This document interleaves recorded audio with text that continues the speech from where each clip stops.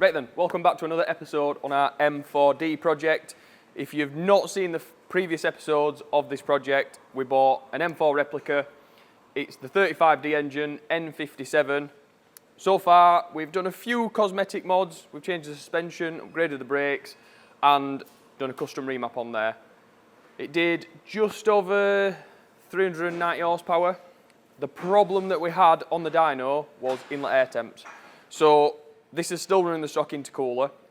It's a known problem with the F-Series 30 and 35D engines that the inlet air temps get really, really high on these with the stock intercooler. We have got an upgraded intercooler list on the website already, but because we're aiming for over 600 horsepower on this project, we need something a little bit more substantial. So let's have a look what we've got.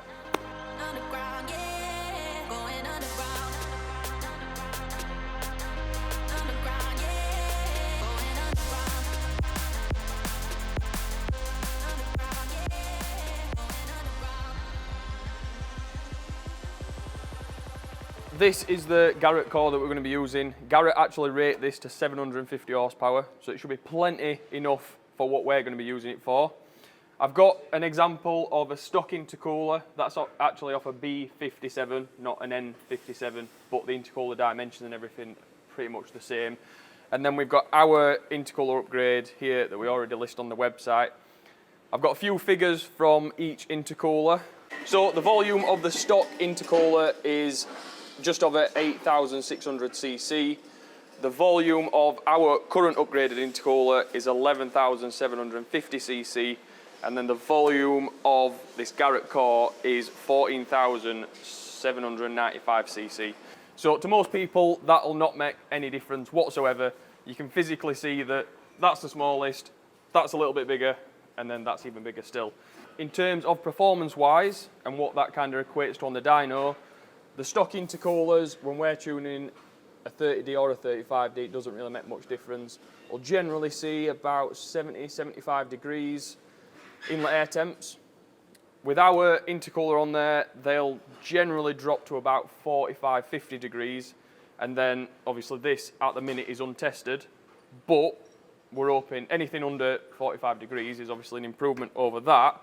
Not only are we upgrading the intercooler core itself, but we're also going to be doing custom boost pipes for this car. They're going to have a bigger diameter than the stock pipes, which should allow a little bit more airflow in and out of the intercooler. And then this is an N57 inlet manifold. They've usually got some kind of like throttle control flap on here. I think the internal diameter of the standard one is about 2 inch. We've CNC machined this billet part, which removes the flap completely. We'll have to get rid of it in the software, but then the diameter of that is like 2.5 inch, which then should match the rest of the pipe work nicely. There's going to be quite a lot of custom fabrication work to do this first development one. We have already scanned, we've had the bumper off the car, we've already 3D scanned it. We've got a rough idea that this core size is going to work on the vehicle, but until we get the bumper off and actually start getting this fitted physically, we're not going to know 100%, and that's why the current end tanks are literally just tacked on, because we still might need to make some changes to this when it's going on the car. So I'm going to stop waffling on, we'll crack on, we'll get the bumper off, we'll crack on getting this mounted, getting the boost pipe fitted, and then once it's all fitted, we'll be getting the car back on the dyno to see what inlet air temps we see with this on.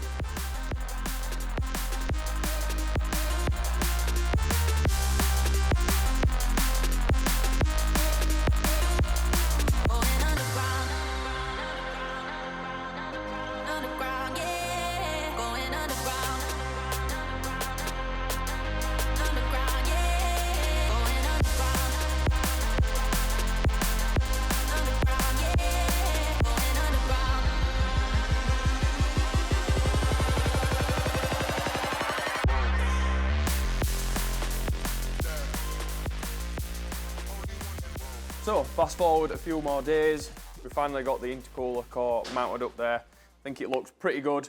The only bit of trimming you've actually got to do on the car is probably not even 10 mil just off the bottom of the crash bar.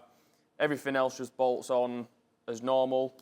The boost pipes, you can't really see them that much when it's fitted, but we've got custom boost pipe on the top here.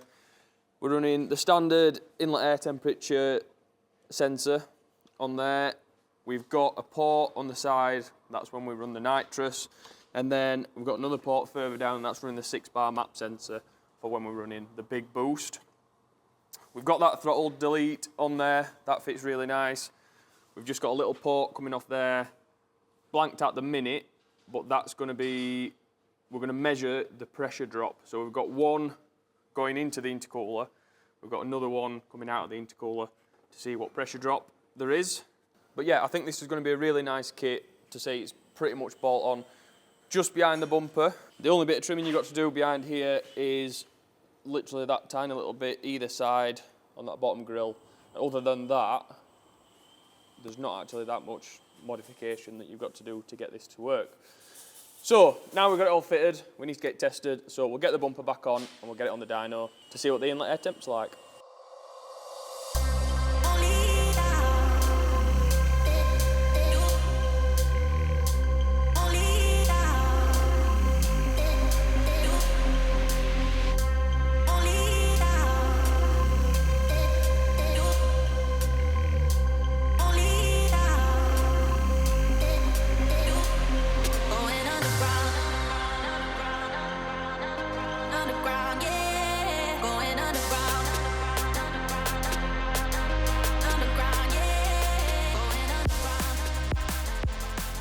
So as you can see, we've got the M4D back on the dyno after we've fitted the intercooler and the pipework. As we mentioned, we've put some bosses pre-intercooler and post-intercooler. We've got a dual boost gauge here, that's actually from the Arosa. In theory, what we'll be able to see on the boost gauge is the pre and post pressure. So we'll be able to see if there's a big pressure drop on the size of the intercooler. Just looking at the logs from the last time this was on the dyno, we mentioned it did 391 horsepower. The inlet air temps on the standard intercooler actually got to 94 degrees. The ambient temperature in the dyno is a little bit colder today, not a massive difference. So obviously this is not exactly a direct comparison versus last time. Ideally what we should have done is run it up, fitted the intercooler as soon as possible, and then ideally you want to do it on the dyno so the straps and everything are exactly the same. But realistically it's quite hard to do that. So it's going to be as close as possible.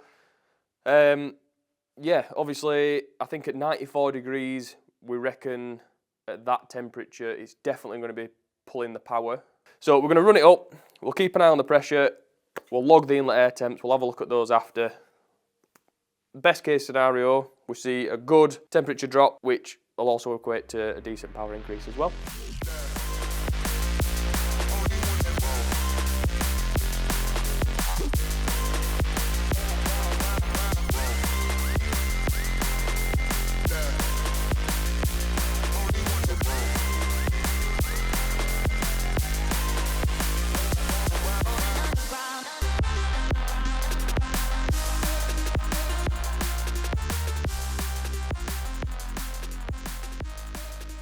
So we're all finished, we're just about to pull this off the dyno.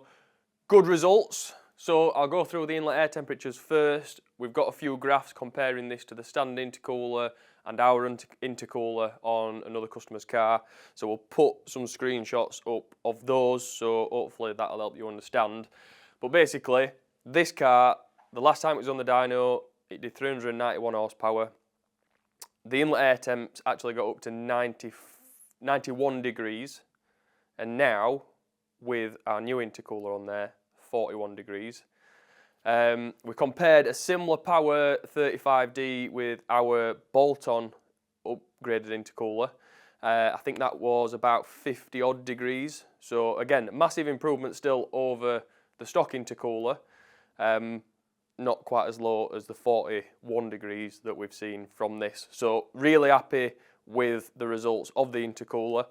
We kind of knew it was going to make a big difference. I mean, it's hard not to when you're increasing the volume and the fact that the core is kind of rated to 700 horsepower anyway. The bigger pipe work on there will help airflow. A little bit concerned that we were going to get too much of a pressure drop, but we've watched the GoPro footage back of the boost gauge, the dual boost gauge, and the pressure drop isn't concerning at all. So onto the power figures. So as I mentioned previously, 391.9, that's stock intercooler. We run it on the same file, exactly the same file, 392.1. Now I know you're probably looking at that thinking you've put this bigger intercooler on and it's done less power, but I think margin for error, we'd consider that on the dyno as being pretty much the exact same. If you actually take a closer look of the graph, so the low end of the 390, which is purple, versus the red one, you're actually getting quite a bit more power and torque at the low end.